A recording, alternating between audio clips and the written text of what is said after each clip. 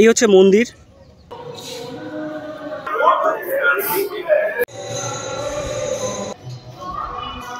এখান থেকেও কিন্তু এরকম একটা ভিউ পাবেন, দেখুন।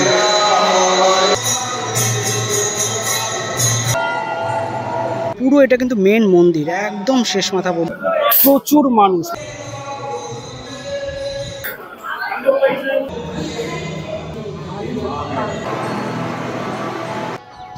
আর এই পাশেও কিন্তু আরেকটি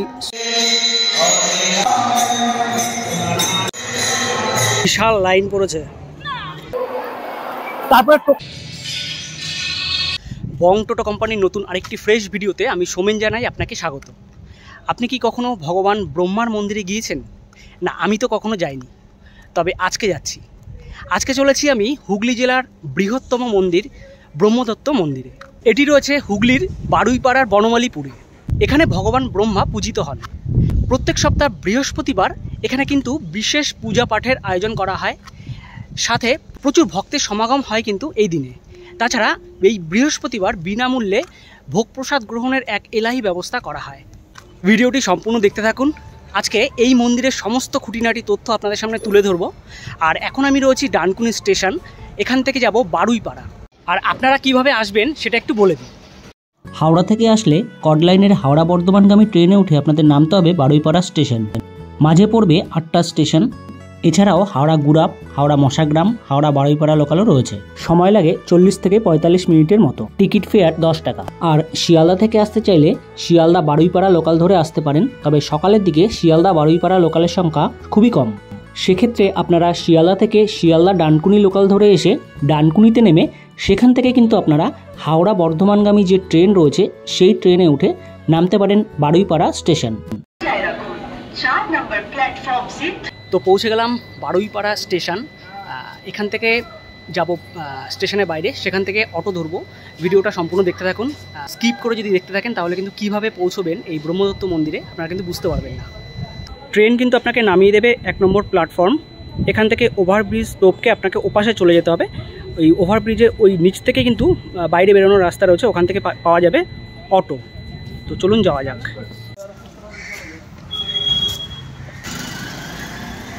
এখানে কি বনমালীপুরের অটো তো এগুলো? তো স্টেশন থেকে বেরোনোর পর এখানে কিন্তু সমস্ত অটো রয়েছে। এখান থেকে কিন্তু বনমালীপুর আপনারা চলে যেতে পারেন। বনমালীপুর চৌরাস্তায় কিন্তু এরা নামিয়ে দেয়। এখান থেকে বনমালীপুর চৌরাস্তা দূরত্ব 4 কিলোমিটার। অটোতে ভাড়া নেয় 20 টাকা, আর সময় লাগে ওই 10 মিনিটের মতো। অটোতে করে এসে নামলাম বনমালীপুর চৌরাস্তা। আমি কিন্তু অটোতে করে এদিকটা দিয়ে আসলাম, আপনাকে ওই ফুটে নামিয়ে দেবে। ওখান থেকে ওই ফুট থেকে এ পাশে চলে আসবেন, এসে দেখবেন এখানে একটি সাইনবোর্ড রয়েছে ব্রহ্মদত্ত ধাম বনমালীপুর। এই যে কাঁচা রাস্তাটা চলে গেছে, এই রাস্তা দিয়ে একটু এগিয়ে যেতে হবে। যেহেতু আজকে বৃহস্পতিবার, আপনাদের আগেই জানিয়েছি, এই দিনে কিন্তু বিশেষ পূজা পাঠ হয় আর প্রচুর ভক্ত সমাগম হয়। এখান থেকে কিন্তু সবাই যাচ্ছে অটো রিজার্ভ করে, কেউ বাইকে। আর এই রাস্তাটা বেশ ভালো লাগবে, কাঁচা রাস্তা কিন্তু নিরিবিলি বেশ রাস্তাটা। আর এই রাস্তায় একটু ঢুকে এলেই কিন্তু মন্দির চোখে পড়বে আপনার, একদম সামনেই। এখান থেকে মিনিট 2-3 হেঁটে লাগে। ঢোকার মুখে এখানে কিন্তু পার্কিংয়ের জায়গা রয়েছে, অটো, বাইক, আর দুদিকে কিন্তু এরকম খাওয়ার দোকান রয়েছে প্রচুর।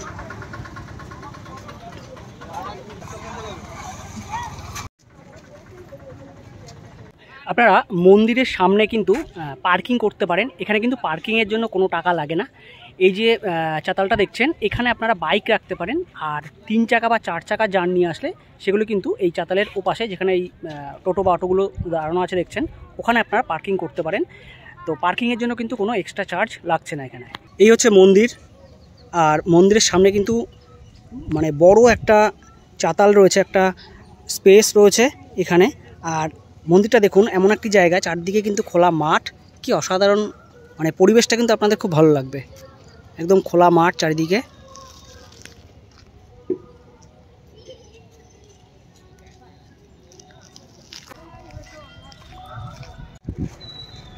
এই হচ্ছে মন্দিরের ঢোকার মেন গেট। আর আপনারা যদি পুজো দিতে চান তাহলে কিন্তু একদম গেটের পাশেই পুজোর সামগ্রিকের দোকান রয়েছে। আমি একটু শুনে নেবো এখানে কত কি ডালা পাওয়া যায়। দাদা আপনাদের এখানে ডালা শুরু কত থেকে শুরু? হ্যাঁ, 5 টাকা থেকে নিয়ে 101 টাকা পর্যন্ত ডালা পাবেন। আচ্ছা, এখানে কিন্তু সব ধরনের ডালা আপনারা পাবেন 5 টাকা থেকে শুরু করে। আর এখানে কিছু অনুষ্ঠান সূচি এবং নিয়মাবলী রয়েছে, একটু পজ করে দেখে নেবেন।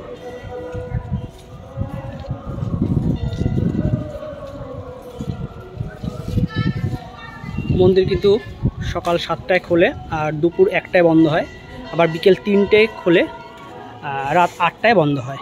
তো চলুন এবার মেন মন্দিরে ঢোকা যাক।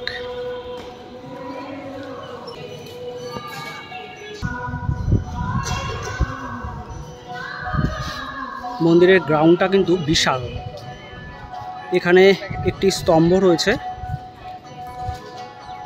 আর এ পাশেও কিন্তু আরেকটি স্তম্ভ রয়েছে। এই স্তম্ভগুলো কিন্তু মানে সন্ধ্যার পর দেখছি লাইট লাগানো রয়েছে। এখানে কিন্তু সন্ধ্যার পর বেশ সুন্দর লাইটে কিন্তু সেজে ওঠে। এই মন্দিরের যে বিশেষ চূড়াটা, এই চূড়াটা কিন্তু দক্ষিণ ভারতের যে মন্দিরগুলো রয়েছে, মানে দক্ষিণ ভারতের মন্দিরের যে চূড়ার যে কারুকার্যগুলো ঠিক ওরকম কিন্তু।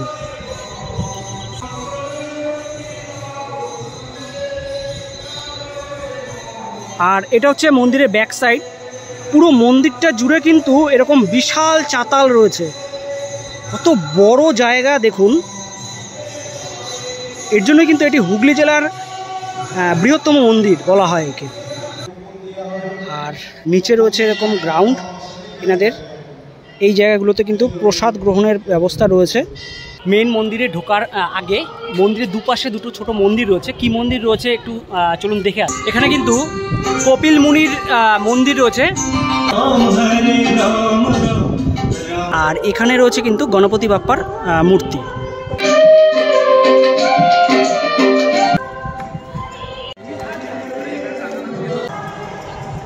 মন্দিরের মেন গেটটা কি সুন্দর দেখুন, একদম কাঠের কারুকাজ করা। নিচে যে চৌকাঠ বলে, যে সেই চৌকাঠটাও কিন্তু কাঠের।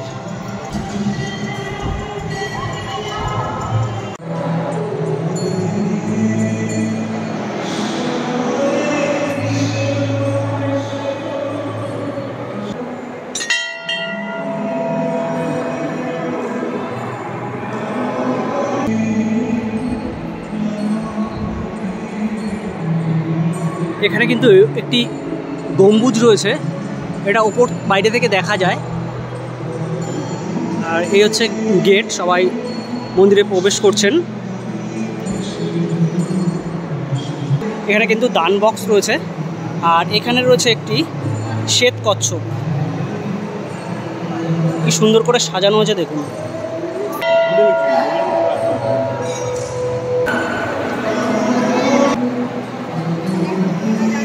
এই মন্দিরের ভেতরে প্রবেশ করলে এক পবিত্রতা ও অনির্বচনীয় এক আধ্যাত্মিকতায় মনটা ভরে যায়। এই হলো মন্দিরের বিগ্রহ। একই অঙ্গে ব্রহ্মা বিষ্ণু মহেশ্বরের মুখমণ্ডলী কিন্তু রয়েছে এখানে।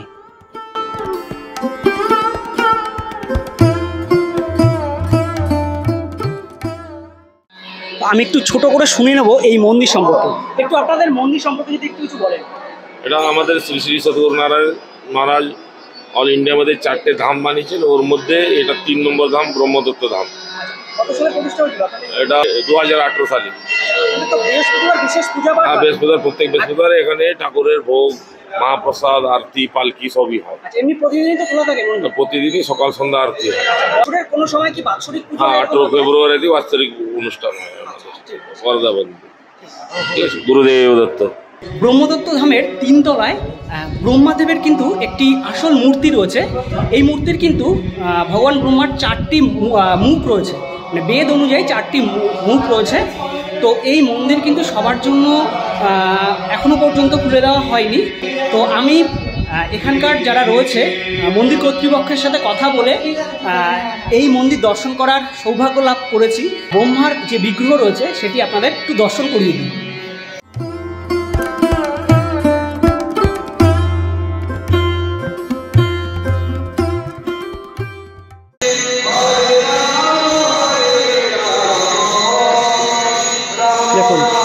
এখানেও কতটা জায়গা রয়েছে দেখুন, এগুলো সব এখনও কাজ বাকি, কাজ চলছে। এখান থেকেও কিন্তু এরকম একটা ভিউ পাবেন দেখুন।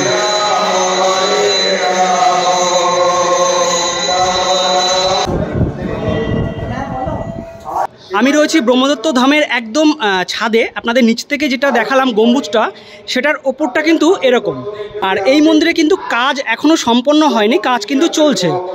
এই দাদা আমাকে মন্দিরটা ঘুরিয়ে দেখালেন, ইনি মন্দির কর্তৃপক্ষের একজন। তো এখানে কিন্তু 4 ধাম একটা ব্যাপার রয়েছে। দাদা 4 ধামের ব্যাপারটা যদি একটু পরিষ্কার করেন। আমি গণেশচন্দ্র মান। এই মন্দিরের প্রতিষ্ঠাতা হচ্ছেন স্বামী শ্রী শ্রী নারায়ণ মহারাজ। আচ্ছা। ওনার সংকল্প ছিল সারা ভারতবর্ষ জুড়ে আচ্ছা 4টে ধাম করার। আচ্ছা। সারা ভারতবর্ষের মানুষকে একত্রিত এক মেলবন্ধনে আবদ্ধ করা, এটাই ওনার প্রচেষ্টা। এবং সেটা সফলও হয়েছে। প্রথম ধাম উনি করেছিলেন মধ্যপ্রদেশের মাহেশ্বরী, ওটা শিব দত্ত ধাম নামে পরিচিত। দ্বিতীয় ধাম আছে তামিলনাড়ুর কন্যাকুমারীতে, ওটা অনুসূয়া দত্ত ধাম নামে পরিচিত। তৃতীয়ত হলো, এবং 4টে ধামের মধ্যে আমাদের ওয়েস্ট বেঙ্গল কলকাতার এই হুগলি জেলার চণ্ডীতলা থানার মশার গ্রাম পঞ্চায়েতের বনমালীপুর গ্রামে অবস্থিত এই ব্রহ্মদত্ত ধাম। এটা সবথেকে বৃহত্তর 4টে ধামের মধ্যে। এখানকার এরিয়া আছে টোটাল 140 বিঘার মতো, কম বেশি। আর চতুর্থ ধাম হয়েছে উত্তরাখণ্ডের কাশীপুর, বাজপুর কাশীপুর, ওখানে হয়েছে উত্তরাখণ্ডে। ওটার নাম দেওয়া হয়েছে অত্রি দত্ত ধাম। যেটা গুরুজির ইচ্ছা আছে যে হাসপাতাল তৈরি হবে, আয়ুর্বেদিক হাসপাতাল। এত জায়গা নেওয়ার উদ্দেশ্যই হচ্ছে এইরকম। আয়ুর্বেদিক হাসপাতাল তৈরি হবে, তারপরে যাত্রী নিবাস হবে, আর বিভিন্ন রকমের হবে। এসব প্রকল্পগুলো আছে আস্তে আস্তে। আমাদের প্রত্যেক বৃহস্পতিবার এখানে ভোগ হয়। আচ্ছা, প্রসাদ গ্রহণের ব্যাপারটা যে মানে কতজনের অ্যারেঞ্জমেন্ট আছে এখানে ভক্তদের? পার সপ্তাহে মিনিমাম 5-6 হাজার লোক খায়। 5-6 হাজার লোক একবারে এখানে মানে খেতে পারে? হ্যাঁ। আচ্ছা আচ্ছা আচ্ছা, ঠিক আছে, ঠিক আছে, ধন্যবাদ। এখন কিন্তু মন্দিরে কীর্তন শুরু হয়ে গেছে, এখন 1:45 বাজে। এরপরে 1:30টার সময় শুরু হবে ভোগারতি।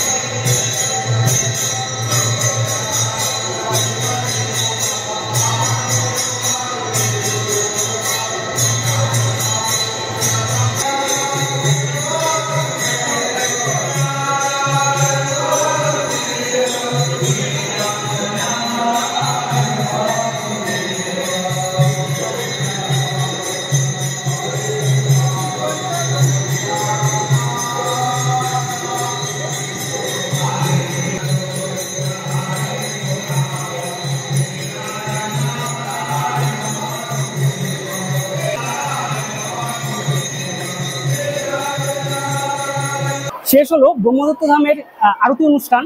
এখানে একটি জিনিস খুব ভালো লাগলো, দেখুন একদম সিস্টেমেটিক্যালি কিন্তু দুদিকে, এদিকে মহিলাদের লাইন আর ওই দিকটা দিয়ে পুরুষদের লাইন এসে এখানে প্রসাদ গ্রহণ করছে। আর তারপরে টোকেন নিয়ে ভোগ প্রসাদ গ্রহণ করবে। আর এখানে কিন্তু মহারাজের মূর্তি রাখা হয়েছে। মহারাজের মূর্তি দর্শন করে এখান থেকে টোকেন দেওয়া হচ্ছে, ভোগ প্রসাদের টোকেন। তারপর কিন্তু বাইরে জায়গা রয়েছে ভোগ প্রসাদ গ্রহণের, সেখানে কিন্তু ভোগ প্রসাদ গ্রহণ করবে। তো টোকেন সংগ্রহ করে নিয়েছি, এবার ভোগ প্রসাদ গ্রহণ করতে যাব। দেখুন কি বিশাল লাইন পড়েছে, সবাই কিন্তু ভোগ প্রসাদ গ্রহণ করার জন্য যাচ্ছে লাইন দিয়ে। একটা কথা বলি, এখানে প্রত্যেক বৃহস্পতিবার যে ভোগ প্রসাদ দেওয়া হয় তার যে অর্থ সেটি কিন্তু প্রত্যেক বৃহস্পতিবার আলাদা আলাদা মানুষ দিয়ে থাকেন। তারা কিন্তু মানে বছরের প্রত্যেক বৃহস্পতিবারের জন্য আলাদা আলাদা মানুষ আগে থেকে এখানে তারা কথা বলে রাখেন মন্দির কর্তৃপক্ষের সাথে যে তারা নরনারায়ণ সেবা করাবেন, তার জন্য কিন্তু অর্থ এখানে দান করেন। দুটো দুটো চারটে লাইনে কিন্তু প্রচুর মানুষ, মানে এখানে প্রায় না হলেও 700 থেকে 800 মানুষ কিন্তু এখানে বসতে পারেন। ওপাশেও কিন্তু জায়গা রয়েছে। আর এইদিকে বাদ বাকি যারা আমরা শেষের দিকে আছি তারা এদিকে বসছি, আর এখান থেকে খাবার দেওয়া হচ্ছে।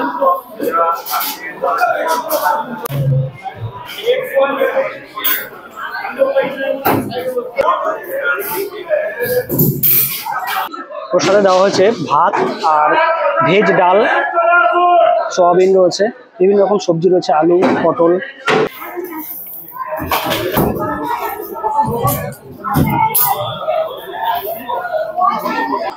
ভোগ প্রসাদ গ্রহণ করলাম, সত্যি বলতে অমৃতের মতো, মানে সিম্পল ভাত আর ভেজ ডাল, কিন্তু মানে কি তৃপ্তি করে যে খেলাম, সবই ঈশ্বরের আশীর্বাদ। যাই হোক, ভোগ প্রসাদ গ্রহণ করার পর থালা কিন্তু এখানে একদম নিজেরা মানে জায়গা রয়েছে, আপনারা ফেলে দেবেন।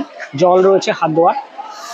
আপনারা মন্দিরের সামনেই কিন্তু ঠান্ডা জল রয়েছে অ্যাকোয়াগার্ডের, এখান থেকে কিন্তু জল নিয়ে নিতে পারেন। আর এখানে কিন্তু টয়লেটের ব্যবস্থা রয়েছে, মহিলারা যদি আসেন তাহলে কোনো সমস্যার ব্যাপার নেই। তো এই কাকু চলে এসছেন। কাকু কোথা থেকে এসছেন আপনারা? আমি হাওড়া জেলা আমতা থানা থেকে এসেছি। আচ্ছা আচ্ছা, আগে এসছেন নাকি এই মন্দির, নাকি প্রথম আসলেন? প্রথম এলাম, আমার ফ্যামিলি নিয়ে এসেছি। আচ্ছা, ওখানে বসে রয়েছে। আচ্ছা, এই মন্দিরের কথা জানলেন কোথা থেকে? আমি আমার বন্ধু বান্ধবদের সাথে বা আমার যে আরো আত্মীয় আছে তারা বলেছে যে এখানে একটা সুন্দর মন্দির হয়েছে, বিশাল এলাকা নিয়ে। আচ্ছা আচ্ছা, আমার বাড়ি এখান থেকে না হলেও 35 থেকে 40 কিলোমিটারের মতো রাস্তা এসেছি। ঠিক। আর এই ব্রহ্মদত্ত ধামে আসলে এখানে কিন্তু গ্রাউন্ড ফ্লোরে শিব মন্দির রয়েছে, আপনারা কিন্তু অবশ্যই দর্শন করে যাবেন। তো চলুন আপনাদের শিব মন্দিরটা দর্শন করাই।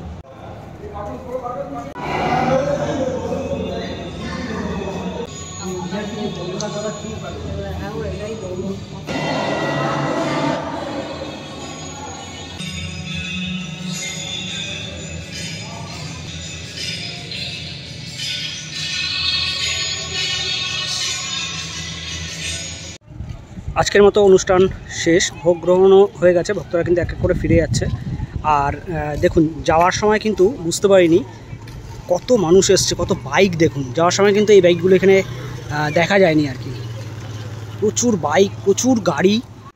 সকালেও দেখিয়েছিলাম যখন ঢুকেছিলাম, এখানে কিন্তু এরকম ছোটো ছোটো দোকান রয়েছে, আপনারা কিন্তু এখান থেকে কেনাকাটা করতে পারেন। বিভিন্ন রকম জিনিস রয়েছে। আর এখানে রয়েছে খাবার জিনিস, ফুচকা রয়েছে, পাপড়ি চাট থেকে শুরু করে বিভিন্ন রকম খাওয়ার জিনিস রয়েছে। তো ভিডিওটা ছিল এই পর্যন্তই। আমি বলবো একটা দিনের জন্য হলেও আপনারা এই ব্রহ্মদত্ত ধামে এসে একবার ঘুরে যান, খুবই ভালো লাগবে। আর যদি ভিডিওটা ভালো লেগে থাকে লাইক কমেন্ট শেয়ার করুন। আর আপনাদের যদি আর কিছু জানার থাকে তাহলে কমেন্ট করে বলতে পারেন, আমি জানানোর চেষ্টা করব আপনাদের। আর আমাদের চ্যানেলে যদি নতুন এসে থাকেন তাহলে চ্যানেলটা সাবস্ক্রাইব করে পাশের বেল বাটনটি প্রেস করে রাখবেন। আমরা কিন্তু প্রত্যেক সপ্তাহে নতুন নতুন জায়গা সম্পূর্ণ তথ্যসহ ভিডিও এই চ্যানেলে আপলোড করি। তো ধন্যবাদ, ভালো থাকবেন সবাই, দেখা হচ্ছে সামনের নতুন ভিডিওতে।